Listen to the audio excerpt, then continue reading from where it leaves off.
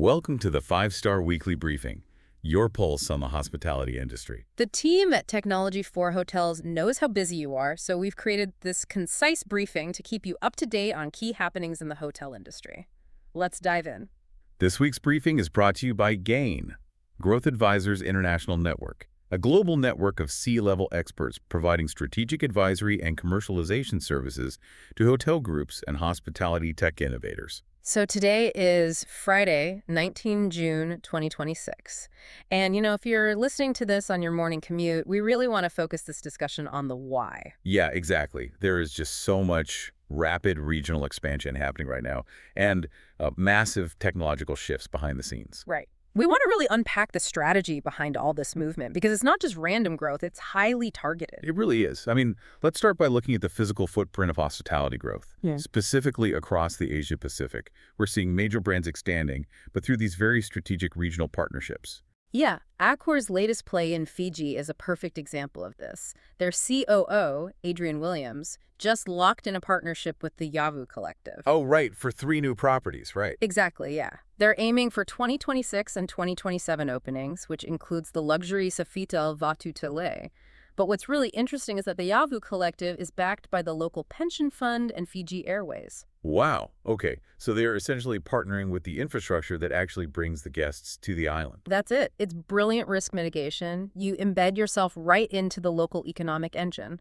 And we're seeing Marriott do something similar with their Japanese expansion. You mean the new Courtyard by Marriott Okinawa Resort? Yeah, the 170-room property. They collaborated directly with Kume Sekai Architecture there to really nail that specific local aesthetic and structural need. Right, which brings up a huge milestone for Choice Hotels.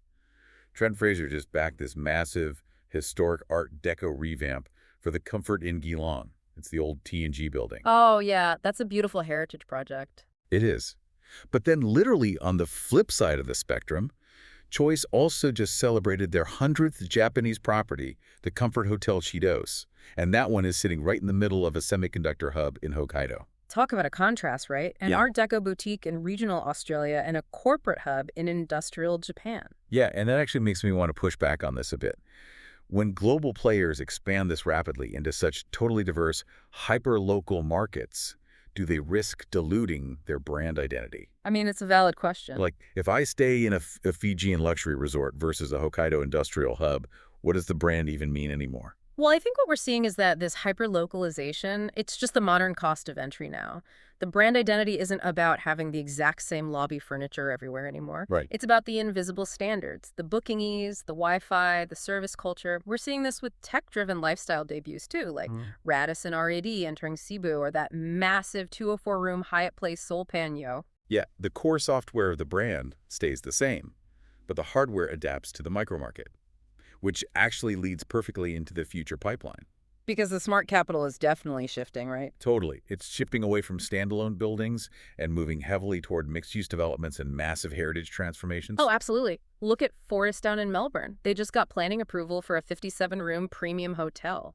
But it's not on its own. It's part of the $330 million Richmond Square precinct. Set for Q1 2027, I think. Yeah, exactly. By embedding the hotel into retail and residential spaces, they completely de-risk the asset. And we are seeing that exact same repositioning with existing assets, too, like the St. Kilda Beach Hotel transformation. That's a massive project. Accor and ERDI are partnering up to overhaul that entire landmark. Right. It's going to be the 80-room Novotel St. Kilda by October 2026. And they're bringing in that new urban kitchen and bar concept. It's a complete repositioning. It really feels like a software update for a physical asset. Ooh, I like that. How do you mean? Well, you keep the unbeatable, iconic hardware like that beachfront location that you literally can't replicate, but you completely rewrite the user interface and the operating system to meet what a 2026 traveler actually wants. That is a great analogy. And Hilton is taking a very similar approach for their Kobe debut.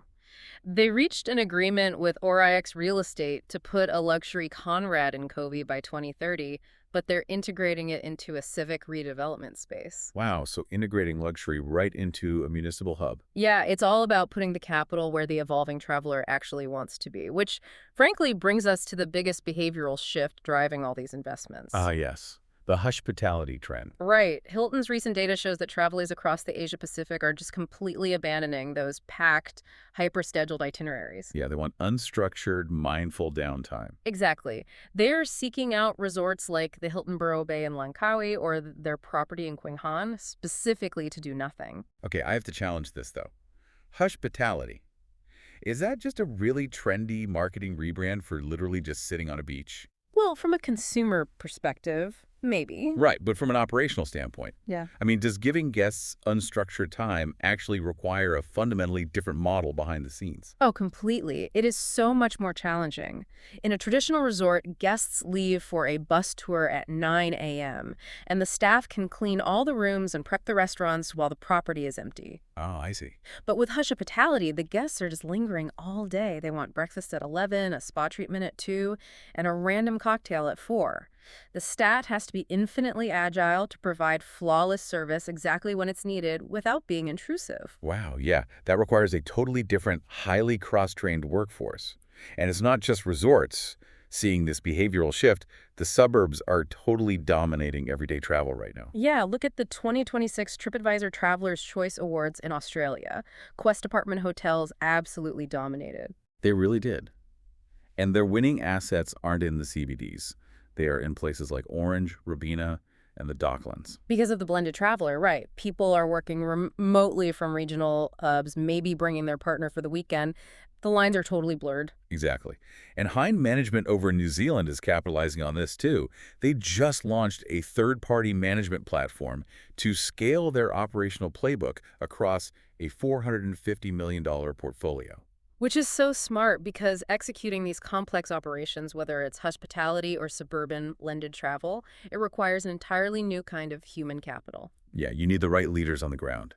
We saw Stephen Kane just get promoted to Area GM for Australia at Dorsett Hospitality International. Right, and Trilogy Hotels just tapped Michael Churn.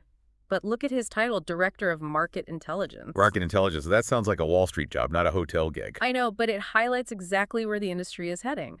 Churno's role is all about data-driven leadership, synthesizing millions of data points to pivot hotel operations in real time. That makes total sense. And we are seeing aggressive moves across the board. Lilo's Trans-Tasman budget lifestyle push just brought in Steve Keamy and Stephen Bradley in Queenstown. Yeah, and on the ultra-luxury side, Didier Jardin is now overseeing both Four Seasons Bali properties simultaneously. Plus Scott Hamilton at Kimpton Mayfair Adelaide and Luke Gibbs at Porterhouse Sydney. Exactly. But managing that level of complexity, like Jardin running 2 ultra-luxury resorts at once, you can't just throw more human labor at it anymore. It's too expensive. Right, which brings us to the operational backbone of all this, the tech news. To empower these data-driven GMs, the back-end tech stack is undergoing this radical AI-driven overhaul. And the big news here comes from Canary Technologies. At HI Tech 2026, they launched their Agentic Sales Coordinator. Okay, agentic meaning it actually has agency to do things, right? Exactly. It doesn't just write a nice email. It autonomously manages the entire workflow from the initial event inquiry to checking live inventory, proposing a customized rate, and executing the final booking. So it's essentially a fully empowered, autonomous employee working 24/7. Yes. And operators are using conversational AI and web chat across the board to automate inquiries and capture direct bookings, completely bypassing the OTAs to save on those massive commission fees. We just saw Saba Hospitality deploy this with mobile ordering and digital compendiums at the Ingot Hotel Perth. Wow. But with all this interconnected tech, managing the vendors becomes a nightmare, which is why Meyer Jabbar's recent strategic shift is so fascinating. Oh, bringing their tech management entirely in-house. Yeah. Instead of relying on third-party vendors for their PMS and POS networks, they are building internal teams to actively oversee it all, like a high-end restaurant deciding to bake its own bread instead of outsourcing it. That's exactly what it is. You get ultimate quality control, but you have to hire incredibly specialized, expensive internal talent to do it. It makes you wonder, is the era of plug-and-play third-party tech ending for the major groups? It might be. The operational agility required today just doesn't leave room for vendor delays. But, looking at all this automation leaves us with a pretty provocative thought. Let's hear it. Well, if an autonomous AI like Canary's can already handle multi-step event sales, How long until that exact same AI is expected to negotiate complex, multi-year corporate rates with Fortune 500 companies? Oh, wow. And when it does, what happens to the traditional director of sales role? Man, that is a heavy question to ponder. That wraps up this week's 5-Star Weekly Briefing. Thanks for tuning in and staying informed with the latest in the hotel industry. Don't forget to check out our 5-Star Conversations podcast, where Brendan Granger from Technology for Hotels sits down with the industry's most influential leaders to uncover their journeys, insights, and the future of hospitality. It's a must-listen for anyone passionate about elevating their guest experience and driving innovation in the hotel world. Until next time, stay well and stay ahead. See you next week.